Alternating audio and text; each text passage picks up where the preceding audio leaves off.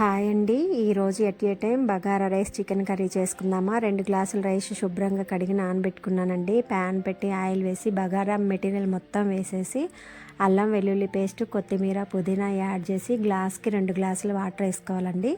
2 గ్లాసుల రైస్ కాబట్టి 4 గ్లాసుల వాటర్ వేసుకున్నాను. కొంచెం సాల్ట్ యాడ్ చేసుకున్నానండి. ఒక గిన్నెలో శుభ్రంగా చికెన్ కడిగేసి ఉప్పు, కారం, అలాగే అల్లం వెల్లుల్లి పేస్ట్, పసుపు వేసి మ్యాగ్నేట్ చేసి పక్కన పెట్టుకున్నాను. ప్యాన్ పెట్టి ఆయిల్ వేసి పచ్చిమిర్చి, ఉల్లిగడ్డ, కొత్తిమీర, అల్లం వెల్లుల్లి పేస్టు, పసుపు వేసేసి బాగా ఫ్రైలాగా అయిన తర్వాత మ్యాగ్నేట్ చేసుకున్న చికెన్ వేసేసి ఒక 3-4 మినిట్స్ కుక్ చేసుకుందామండి. ఈ లోపల బగారా రైస్ అయింది. లాస్ట్కి పుదీనా, కొంచెం కొత్తిమీర యాడ్ చేసి మూత పెట్టేసి 1 సెకండ్ ఉడికిస్తే బగారా రైస్ రెడీ అండి.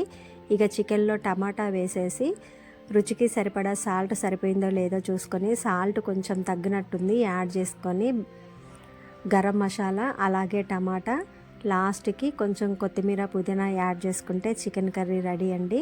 మీకు గ్రేవీగా కావాలంటే కొంచెం వాటర్ వేసుకొని ఒక 3 మినిట్స్ కుక్ చేసుకుంటే curry ready. Chicken bagara rice ready అండి.